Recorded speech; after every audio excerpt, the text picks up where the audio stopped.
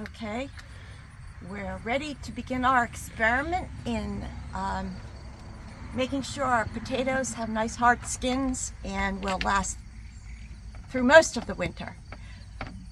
What we did was we got plastic tubs and heat mats, and we already had this building that my husband had built to grow his winter tomatoes. So we have the heat mats on the bottom. They're insulated from the asphalt with cardboard, or you could use blankets. And they are arranged inside the tubs so that there's space in between them to let the air circulate.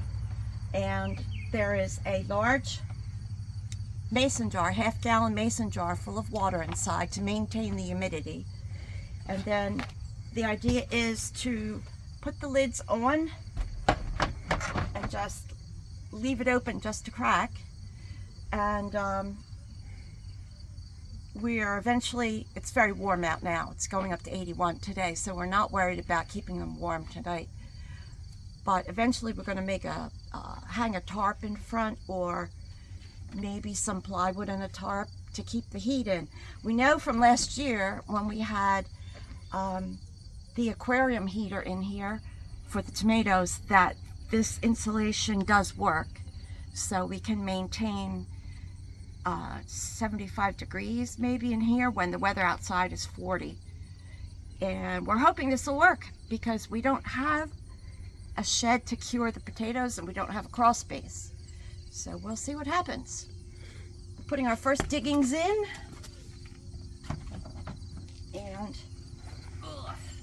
so today is Wednesday, October 4th, and we want to keep them in there probably, what, 5-6 weeks, something like that. Now, the electric down there, you can see that. We got to double check our connections here, but she's got it going right into the power strip for now. But we actually have thermostats, so the heating mats will plug into the thermostats, and we'll drop the sensor part into the tub, and we'll set the thermostats. They're thermostatically controlled. We'll set those to 80 or 85 degrees. I don't know if she has them out here though.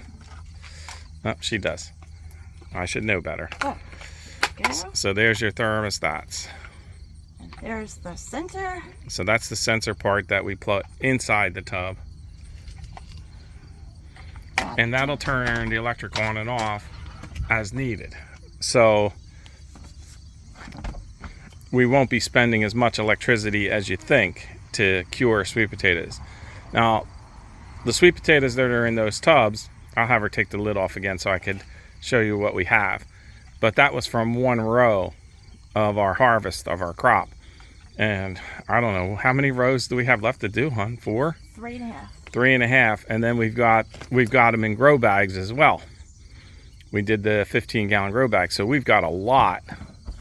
And how come we have 2 different sizes of sweet potatoes in there, or yams, as some people might want to really call them? Well, we put in Beauregards and Puerto Rico. In Puerto Rico. But So the smaller ones came from the runners. From the runners, okay. And the bigger ones were directly attached to the original plant that we set in spring. And you'll see the difference. I'm going to have her pull the lids off, and then I'll show you the crop that we got out of one row. I'm going to have to step there, hon. All right, so I'm going to try and get a little closer, shake the camera a little bit. So these are the smaller ones. And you see she set that nice jar with water in it. That's to keep it humid. And then these are your bigger ones. So they're pretty big. The humidity is supposed to be kept high, and the shed should be kept at 80 degrees for at least 2 weeks to cure them. So we only have put a few in the tub since it's our first time doing this. I think this is one of the better ways, rather than closing and insulating the whole little building here and then have an electric heater in the middle. I think this will use a lot less electricity, and with the thermostats, we can control the temperature much better. So I hope that works best. We'll show you and let you know. And we're going to have 2 more tubs in here, one over here and one over here, and then we'll block this front opening up a little bit with tarps or something. And I have a feeling she's going to fill these up a whole lot higher than like where we have them. I think we're going to have probably close to 100 pounds of sweet potatoes. I should have weighed these because that tub is heavy even for me to pick up now. I'm guessing when I lift it, it's about 20 pounds. And I lift a lot of stuff, so I kind of know. Yeah, so she's figuring it out now. All right, so that's what we're doing today with our sweet potatoes. It's really hot, so we're not going to harvest anymore today. We'll do that on a little bit cooler day. The temperatures are going to drop next week. And I actually went swimming in our swimming pool yesterday. Swimming in Delaware in October. Pretty incredible. All right, so this is Charlie and Teresa Garden for 2. Hope you enjoyed our video on curing sweet potatoes. And then I can't wait to get out there and harvest the rest of them and see how many we really have. But that's what we have for now, and we'll get these going. And then hopefully in 4, 5, 6 weeks we could do a taste test. Yes, I love sweet potatoes.